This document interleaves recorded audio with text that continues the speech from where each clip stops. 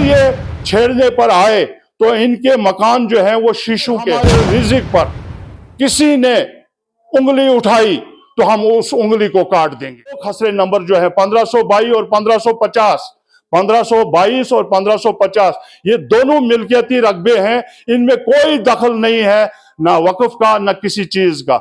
तहसील साहब देखिए, पहले तो मैं अस्सलाम वालेकुम पूरी कौम से करता हूँ। ये आका नाबुद नहीं पढ़ूंगा, क्योंकि कुछ लोगों का ये पढ़ने के बाद उसके बाद वो झूठ और मक्कारी के इस फेर में आते हैं और कुछ बोलते रहते हैं। मैं कहता हूं एक केस जो है ये सब जुडिस है, सब जुडिस केस है, और एक प्रेस रिपोर्टर रिपोर्ट करता है कि भाई वक्फ बोर्ड ने फलानी फलानी दुकानदारों को नोट से निकाली है, उनका ये किराया बनता है इतने साल से इतने साल से, ये है वो है। जबकि उस रिपोर्टर साहब को जो मेरे ख्याल में आसिफ साहब न्यायिक हैं, उनको हमारे पास आना चाहिए था, हमें पूछना चाहिए था कि भाई ये जो एडमिनिस्ट्रेटर ने एक नोटिस निकाली है दुकानदारों के लिए, ये किस बेस पर निकाली है, आपके पास क्या है इसके लिए, क्यों निकाली हुई है? आपने इतना करोड़ों रुपया लगाया है इन शॉप्स पे, जितना भी बनाया हुआ है, तो आपने क्यों निकाला है?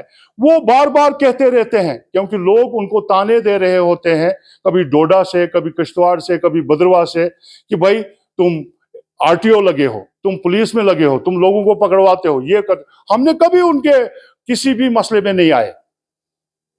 आप अगर वो बोलते हैं उसका जवाब मैं सही दोनों फरीकों का सुनता हूं, उसको आना चाहिए था हमारे पास और हमसे पूछना चाहिए था कि भाई ये मसला क्या है। अगर एडमिनिस्ट्रेटर एक वो नकल निकालता है, मैं आपको थोड़ा सा इसी के बारे में टू द पॉइंट कहूंगा।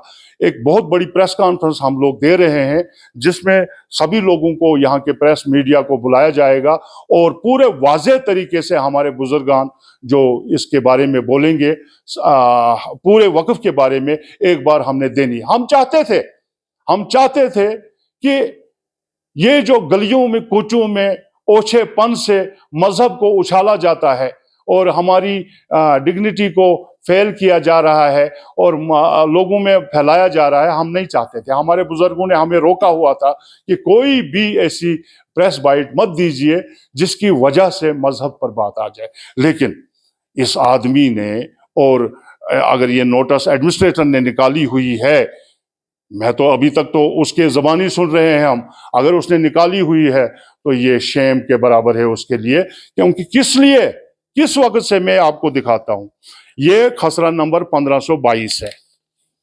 ये नॉन एमरेंस सर्टिफिकेट है जो लेटेस्ट अभी 2 महीने पहले निकाली गई है तहसीलदार थ्रू, जिसमें साफ साफ लिखा है कि ये एक कनाल 3 मरले जो है हमारा फ्रंट, ये मिल्कियती रकबा है। ये उसकी नकल है जो लेटेस्ट निकली हुई है, ये आप देख सकते हैं 1522, कोई भी चेक कर सकता है। ये नक्शा इसका है और ये कोई भी चेक कर सकता है। उसके बाद इसका इंतकाल होता है, इसकी गिरदावरी होती है, इसकी सब कुछ होता है, ये आप देख सकते हैं। और कोई भी मेरे पास आकर देख सकता है, किसी भी वक्त इसका फोटो स्टेट लेकर, या वो तहसीलदार साहब के पास जाएं, वो पटवारी साहब के पास जाएं, वो वहां पर देखें क्या है। उसके बाद जनाब ये म्युनिसिपैलिटी से पास होता है, ये नक्शा सारा शॉप्स का, ये देखिए। म्युनिसिपैलिटी ने नक्शा पास होने के बाद, जबकि म्युनिसिपैलिटी में सबसे बड़ा प्रॉब्लम होती है नक्शा पास कराने का, वो ये है कि डीसी साहब ने देखा, सभी साहबों ने देखा, उसके बाद उधमपुर चला गया, उधमपुर से बन के आया, फिर जाके यहाँ पर 1 साल वेरिफिकेशन रही। वेरिफिकेशन करने के बाद इन लोगों ने हमें जो यह है परमिशन दे दी। उसके बाद मैं ये कहूँगा, ये तो मसला एक था, ये मिल्कियती रकबा है, इसमें कोई भी वक्फ का कोई भी टच नहीं है। मैं इतना कहना चाहता हूँ, 1979 जब क्राइपाक साहब एडमिनिस्ट्रेटर औकाफ थे, मैं 6 साल का था, 8 साल का, तो उस वक्त से आज तक जाकिर साहब वानी तक कितने एडमिनिस्ट्रेटर आए, गवर्नमेंट की तरफ से भी, प्राइवेट भी, सारे लोग आए इसमें, और क्या उनकी नजर इन दुकानों पर नहीं जाती? गई, 10 बार गई। वो आए, हमारे से पेपर लिए, एडमिनिस्ट्रेटर के ऑफिस में ये पेपर सारे खड़े हैं, वहां पर खड़े हैं, बाकी एडमिनिस्ट्रेटरों ने जो रखे हुए हैं। तो जब उन्होंने देखा, तसल्ली की, रेवेन्यू डिपार्टमेंट से, हर जगह से तसल्ली कर ली, तो उन्होंने देखा कि ये जी मिल्कियती रकबा है, इसमें वक्फ का कोई भी दखल नहीं है, तो आज तक बात नहीं हुई। अब ये कुछ चंद लोग सियासी मजमून के हिसाब से, सियासी जोर के हिसाब से प्रेशराइज करना चाहते हैं। तो मैं ये कहना चाहता हूं कि ठीक है, तुम्हारे पास इस वक्त हुकूमत है, ये किसी के पास नहीं रहती है, ये किसी के पास हुकूमत नहीं रहेगी, लेकिन मजलूम को दबाना जो है वो बहुत बुरी बात है। उसके लिए हम, ये कौम जो है ये इसलिए मशहूर है इस किश्तवाड़ में इसलिए मशहूर है। अगर आज आप देख रहे हैं कि 30 साल 35 साल से केस चल रहा है या 40 साल से केस चल रहा है, वो इस वजह से चल रहा है कि हमारे पास सबूत हैं, प्रूफ्स हैं, तब जाके ये चल रहा है। अगर आप 50 साल पीछे चले जाएं तो किश्तवाड़ का मेरे ख्याल में 90% लोग जो हैं वो हमारी हिकमत के हिसाब से हमने वो खिदमत की है, इस किश्तवाड़ कौम की वो हिकमत से की है। उसके बाद अगर सियासी हिसाब से देखें तो पीर निजामुद्दीन जो एमएलए रह चुके हैं, उन्होंने सियासी और समाजी हिसाब से इस किश्तवाड़ की खिदमत की, जो रिकॉर्ड आज तक कोई नहीं तोड़ सका। हमने कोई अजल नहीं कहा। मुझे ये समझ नहीं आ रही है, घर बैठकर कमरे में एक प्रेस बाइट देना ये कानूनन खिलाफ है। मैंने मैसेज भेजा है, गूगल से है वो मैसेज, उसमें साफ लिखा हुआ है कि अगर कोई रिपोर्टर प्रेस बाइट देता है और सब जुडिस केस के मुतालिक, और उस केस पर कोई फर्क पड़ रहा है उसकी वजह से, और उसको एक सजा लग सकती है कॉलम नंबर 4 और D66 क्लास के तहत, उसको बहुत बड़ी सजा हो सकती है। मैं समझता हूं कि घर बैठकर कमरे में क्या देना है ये। अगर एडमिनिस्ट्रेटर ने कोई नोटिस किसी दुकानदार को निकाल, वो ओनर को नोटिस निकाले कि भाई ये वक्फ की जमीन है, हम उसको जवाब देंगे कि भैया ये वक्फ की जमीन नहीं है, ना इसमें इंसर्शन है। मुझे बताए तौसीफ साहब, मैं ये बात जरूर बोलना चाहता हूं फिरदौस साहब बवानी को। मैं पहली बार बाइट में आया हूं इसमें वक्फ बोर्ड की, वो इसलिए आया हूं कि मैंने आज इजाजत मांगी है अपने बुजुर्गों से कि मैं 10 मिनट के लिए बोलूंगा। उसने ये बोला है कि सुप्रीम कोर्ट से एक ऑर्डर आता है, सुप्रीम कोर्ट ने जम्मू कश्मीर का पहला केस जो है वो वापस भेजा है, और वो इसलिए वापस भेजा, वो कह रहा है कि 3 महीने का टाइम दिया था सुप्रीम कोर्ट ने, फलानी क्लास 3 महीने का टाइम दिया था कोर्ट को। ये क्लास वो पूरी नहीं पढ़ते हैं कोर्ट को कि भाई इनके डॉक्यूमेंट्स पूरे हैं, आपने गलत फैसला दिया है, इसलिए आप दोनों फरीकों का सुने और केस चलाए। अब मैं फिरदौस साहब को भी बताना चाहता हूं कि ये केस जो है, जो सॉलिड केस है वक्फ का, उसके लिए वक्फ के वकील जिन्होंने 19 साल सुप्रीम कोर्ट के बाद केस लड़ा, हमारे वकील जितने भी वकला थे हमारे, 19 साल केस लड़ा, और हाई कोर्ट और दूसरे कोर्टों के जजों ने वो केस सुना 19 साल। तो 19 साल अगर उन्होंने, सुप्रीम कोर्ट ने 3 महीने दिए थे, तो 19 साल केस क्यों लड़ा वक्फ के वकीलों ने? जब उनके हक में वो केस है तो वो क्यों लड़ रहे हैं केस को? परसों ये बता रहे हैं कब्रिस्तान या गेस्ट हाउस, उसकी एक मीटिंग हुई, बहुत बड़ी मीटिंग हुई, जिस मीटिंग में इन्होंने वक्फ बोर्ड में पास किया चेयरपर्सन के पास कि हम जी एक वो बना रहे हैं कब्रिस्तान और एक बना रहे हैं ये हम गेस्ट हाउस।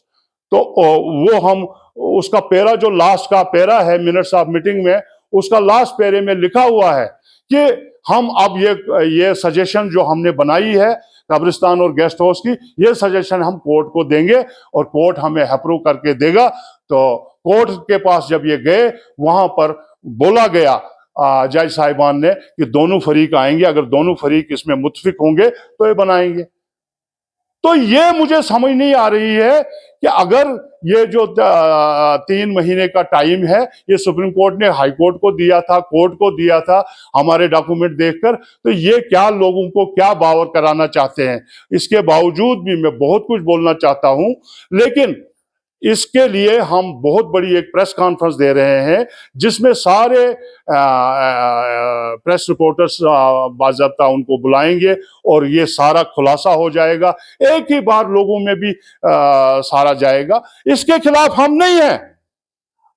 इससे बड़ा खुशकिस्मत कौन होगा अगर शाह असरारुद्दीन वली के नाम से, शाह फरीदुद्दीन वली के नाम से, या शाह खियारुद्दीन या शाह अनवारुद्दीन के नाम से एक कब्रिस्तान खुले, तो हमसे बड़ा खुशकिस्मत कौन हो। लेकिन वो हम कौम को देंगे, एक नहीं 2 कब्रिस्तान देंगे। उसके बाद गेस्ट हाउस नहीं, एक सराय, एक मदरसे के लिए और एक हॉस्पिटल की सराय के लिए ऊपर हॉस्पिटल के साथ जो जमीन है हम देंगे, लेकिन कौम को देंगे। अगर हम उतने खुशनसीब हैं कि अल्लाह ने हमको चुना है, यहां पर ऐसे लोग भी हैं जिनके पास 10 गुना जमीन हमारे से ज्यादा है, लेकिन उनको अल्लाह तौफीक नहीं दे रहा है। हम तैयार हैं कौम को देने के लिए, लेकिन वक्फ बोर्ड का केस जो है वो गलत है, वो बिल्कुल गलत है। ये बार बार इंसर्शन का नाम ले रहे थे। इंसर्शन आपने देख ली किसने की है, ये मैं आपको बता रहा हूं कि आप ये देख लीजिए कि ये जो रजिस्ट्रेशन हैं ये हरी सिंह के वक्त की हैं। ये सारी, अगर ये मस्जिद इस वक्त 11 मरले की है, ये हमारी मिल्कियत में थी, हमने दी है। अगर ये तालाब है जिसको पार्क बनाते हैं असरार साहब का, ये हमने दिया, ये सारा लिखा हुआ है। लेकिन हम ये नहीं चाहते हैं, हम खुशकिस्मत हैं कि अगर हम शहंशाह असरार, मुझे बताइए आप, 35 साल से पैसा तो इनके पास जा रहा है ना, वक्फ बोर्ड के पास 35 साल से। उस 35 साल में इन्होंने क्या किया? 35 साल पहले तौसीफ साहब 5 और 700 की इनकम होती थी और सर्दियों में वो भी नहीं होती थी। आप ये समझ रहे हैं, इसका मीनार बनाया हम लोगों ने मिलकर बनाया। कोई नौकरी में था, कोई ठेकेदारी करता था, कोई कुछ करता था, हमने अपना पैसा लगाकर मीनार बनाया। किसी आदमी ने एक पैसा दिया? किसी ने नहीं दिया। उसके बाद में जायरीन के लिए कमरे बनाए, बाथरूम बनाया, किसी ने कोई पैसा दिया? हमने अपने पैसे से बनाया। इन्होंने 30 साल से जब इतना पैसा आ रहा है, वो पैसे का हिसाब जो ये बच्चे मांग रहे हैं रोज रोज जामा मस्जिद में बाइटें देकर, हमने उनको यही कहा था कि भाई आप मजलिस शोरा के पास जाइए, ये बाइटें देने जो है ये गलत होता है, ये चीज गलत होती है। ये मजहबी इदारा है एक, और मजहबी इदारे के दायरे में रहकर आप मजलिस शोरा में अपने पॉइंट्स रख लीजिए और वो दे दीजिए। मेरा ये कहना है, मेरे ख्याल में ये इसको शार्ट करके यही कहना है, क्योंकि अगली जो प्रेस कॉन्फ्रेंस होगी 2 दिन के अंदर अंदर होगी और बहुत बड़ी होगी। मैं इतना बताना चाहता हूं जरूर कि इस बार 2 दिन के अंदर अंदर या 3 दिन के अंदर अंदर हम एडमिनिस्ट्रेटर के ऑफिस में मैं जाऊंगा और मैं सारा हिसाब एज ए पार्टी पूछूंगा, party as a party second party में पूछूंगा कि भैया तुमने फलानी ज़ियारत से इतना पैसा लाया, फलानी मदरसों से इतना पैसा लाया, फलानी जगह से इतना लाया, जबकि वहां पर गवर्नमेंट का आदमी होना चाहिए था एक साथ, और बैंक टाइम होना चाहिए था, और बैंक टाइम में आपको हमको एक रसीद देनी है कि इतना पैसा आया है, इतना पैसा हमने जमा कराया है। उसके बाद अगर वो खर्च करना है उसके लिए टेंडरिंग होगी बाज़ाब्ता, और जो लोवेस्ट आएगा उसका। मैं एक बात जरूर कहूंगा, जो चेयरपर्सन हमारी हैं दरख्शां इंदिराबी साहिबा, उन्होंने यहाँ पर जो एक बहुत बड़ा कदम उठाया था किश्तवाड़ का, और उसमें मैं तारीफ से पीछे नहीं हटूंगा। उन्होंने एक फेक ज़ियारत को और फेक तबरुकात को बंद कर किया था हमारे कहने से, लोगों के कहने से। वो एक नासूर बन जाता तो वो बहुत अच्छा काम, और भी बहुत से सारे अच्छे काम किए। मैं उनसे रिक्वेस्ट करूंगा कि इसकी एक बहुत बड़ी ऑडिट टीम आनी चाहिए। जो फिरदौस साहब का टेन्योर है, जो टेन्योर है 3-3 महीने का, जो इस वक्त ये 9 महीने आने को आ रहे हैं, इन 9 महीनों का हिसाब मुझे चाहिए। और जो मिल्कियती रकबा पुलिस लाइन में हमारा गया है, उसका पैसा जो बैंक में जमा किया गया है कोर्ट के थ्रू, और जो वो पैसा मेरे ये जो वसाइल से जो खबर आ रही है कि अगर उसको छेड़ा गया होगा तो ये बहुत बड़ा केस बन जाएगा। अब मैं ये चाहता हूं कि ये दो खसरे नंबर जो है 1522 और 1550, 1522 और 1550, ये दोनों मिल्कियती रकबे हैं, इनमें कोई दखल नहीं है, ना वक्फ का ना किसी चीज का। अगर ये छेड़ने पर आए तो इनके मकान जो हैं वो शीशों के हैं। मैं बोलूंगा आसिफ साहब को भी, आसिफ साहब आप बार बार सुनिए मेरी बात को और गौर से सुनिए। मैं आपसे बाहर नहीं हूं, मेरे छोटे भाई हो आप जब भी कोई बाइट दे दोगे तो उस बाइट को पहले सोचो समझो, पहले दूसरी फरीक को भी पूछो, वरना आपके खिलाफ जो केस होने जा रहा है, आप मेरे पास आइए, मैं इसी बाइट के थ्रू आपको बुला रहा हूं, आप मेरे पास आइए, आप पेपर्स देख लीजिए, आप नक्शे देख लीजिए, आप नॉन एमरेंस सर्टिफिकेटें देख लीजिए, आप म्युनिसिपैलिटी के नक्शे देख लीजिए, उसके बाद बात कीजिए। इन दोनों खसरा नंबर 1522 और 1550 के पेपर्स यहाँ पर पड़े हुए हैं, वो आप आ जाइए, आप तहसील में जाइए, आप डीसी ऑफिस जाइए, आप रेवेन्यू रिकॉर्ड में लाइए, वही मिलेंगे आपको यहाँ पर। और आप इस चीज को ध्यान से देखिए, आप शीशे के मकान में रह रहे हैं, आप बहुत बड़ी गलती कर रहे हैं किसी को पत्थर मारने की। और खासकर ये बात कहूंगा आपको, अगर हमारे रिज़्क पर किसी ने उंगली उठाई तो हम उस उंगली को काट देंगे, हम छोड़ेंगे नहीं, क्योंकि हदीस पाक है कि अगर तुम्हारे रिज़्क पर कोई हमला करे तो उस पर हमला करना है। लेकिन मैं ये जरूर कहूंगा कि आपके जो ये 4 मरले रोड में आ रहे हैं, जहां पर आपने बिल्डिंग बनाई है, जिसमें नोटिस भी मिला हुआ है कि ये 4 मरले रोड के हैं, तो आपने जो बिल्डिंग बनाई है उसका भी जरा ध्यान रखिएगा। आगे मैं बहुत डिटेल से आपको ये वीडियो दूंगा। और फिरदौस साहब को भी कहूंगा कि, और मैडम दरख्शां इंदिराबी को भी रिक्वेस्ट करूंगा कि लाकम बहुत टाइट रखिए। और ये जो टीम आपने भेजनी है, आप जहां तक हमने सुना आपने एक ऑडिट टीम भेजनी है, तो उस ऑडिट टीम में हमारा फरीक जरूर रहना चाहिए, जो आपको बताएगा वक्त वक्त पर कहां से कितना पैसा आया है, कहां से क्या हुआ है। इसलिए मैं तौसीफ साहब आपका शुक्रिया अदा करता हूं, और अवाम का और अपनी कौम का शुक्रिया अदा करता हूं कि वो इस बात को गौर से सुने, समझें, और समझने के बाद कोई फैसला लें। हम तैयार हैं, हम हर चीज के लिए तैयार हैं, कौम के लिए। वो सामने आ जाए, हम भी सामने हैं।